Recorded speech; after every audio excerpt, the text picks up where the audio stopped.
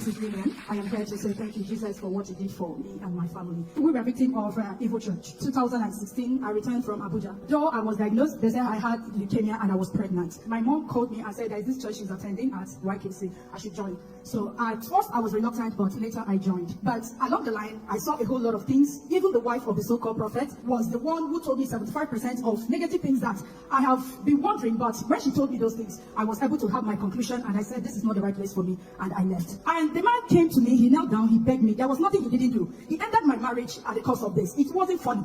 So he came back, he begged me, he said he was going to give me 1.5 million, I should return back to his church. I said, instead of me to come back to your church, I would better go back to my village and serve the deity of my village. I'm not coming. So, and in my family, the thing weighed all of us down. For more than 6 months, I didn't go to church. My siblings, they didn't go to church. Even up till now, some of them, they are still struggling with their faith. It wasn't something to be told of. It wasn't funny. But I thought at the end of the day that this was just, after the man asked me to come back, I told him my response. I thought it ended that way. I never knew that the devil had a bigger plan and surprise. At the end of the day, my aunt gave me the link to NSPPD. I said, please join this fire altar because you can't have this battle alone. This is a severe one. She was also part of that evil church, but left before myself. So I joined. I was praying every morning. God kept on revealing things for me. So it came one day, I had a dream. I woke up, I was supposed to pray, but the calls that were coming couldn't allow me to pray and cancel the dream. So at the end of the day, I just had my bait. I drove up to Imo. On my way, very close, immediately this College of Agriculture, right now is a polytechnic, Imo State Polytechnic. Immediately after that place, that was when the accident happened.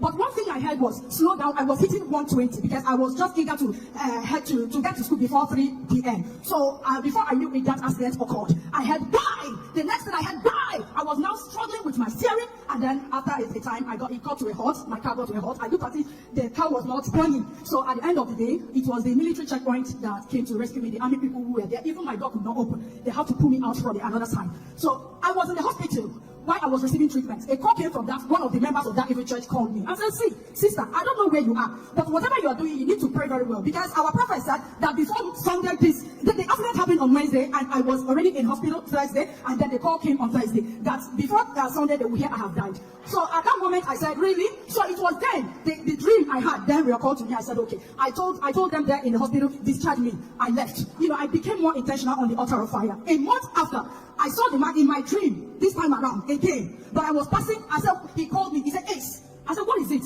Are you not done with your evil?" Please hold on. I want you to please take everything. Please stop fighting me. I said, "What do you mean take everything?" This key, I remember seeing this bunch of keys in my mom's dad's village house. These long keys, very old, ancient, primitive long keys. He handed it over to me. There were 6 of them. I said, "Jesus, what is this?" He said, "It was my glory he took. I should take it." I said, "What? You took my glory?" He said, "Wait." He went back again. He brought a pillow this time around.